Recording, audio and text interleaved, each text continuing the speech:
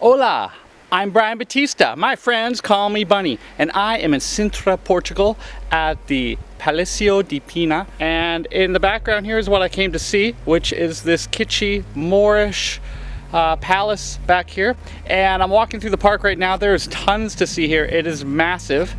This is episode 27. Sintra! Well, I had to put up an exhibition at the end of my residency, and because I spent time on paper, it was very easy for me to hang the show, so I was done a day early. And I decided that the day of the show, which opened at 6 p.m, it was a day for me to go out and do some sightseeing, so I took myself to Sintra. For under €5, I was able to get a train from Lisbon to Sintra, and it was, I think with all the stops, only about 45 minutes, so a lot closer than I had expected. On arrival, I was pleasantly surprised by a massive change of weather. Instead of being hot and sunny, I got out of the train to a thick, foggy mist of moisture. It was a different microclimate. Now, Sintra is set high up on these northern slopes of Granite Serra, and there are freshwater springs all around and thick wooded ravines. People really like to come here not only for the beauty of the nature and the hiking and the surrounding, but there are also fantastic historical sites to see. I basically only have time really for one before I need to get back into the city. And after my little adventure, I definitely wish I could spend 2 or 3 more days here, because it's really beautiful.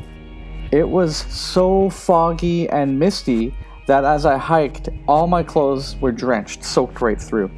It was a beautiful hike to the top after I passed the historic town.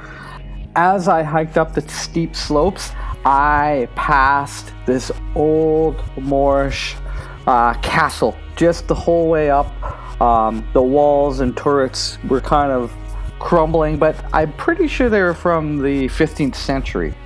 But when I got up to the very top of the hill, I got to see this kitschy, gaudy Palacio de Pena, which was situated in a massive park, which used to be a Hieronymite monastery, the site.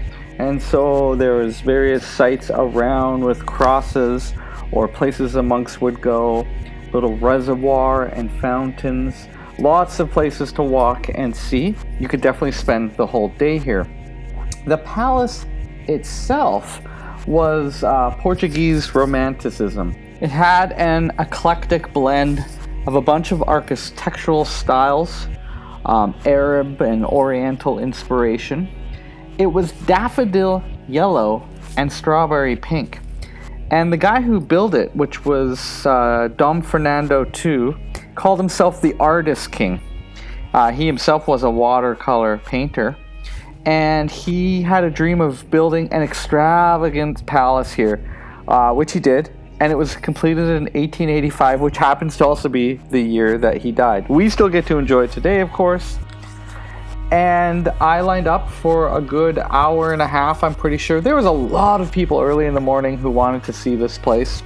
The outside, of course, is interesting, but after a long wait, you get to go inside. And inside, you're first going to what was the original cloisters, which were covered in colorful tiles.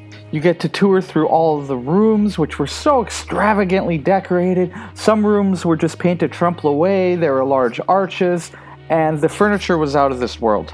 After touring the last room, I got back outside and was pleasantly surprised to see that the fog had lifted and there was a beautiful view onto the rest of the town below, and time for me to head back for my opening. Behind me is the grotto of the monk. He would go in here into this very dark room and meditate. I feel very much when walking through here like it should be a yellow brick road that I'm taking. It feels a lot like the Wizard of Oz.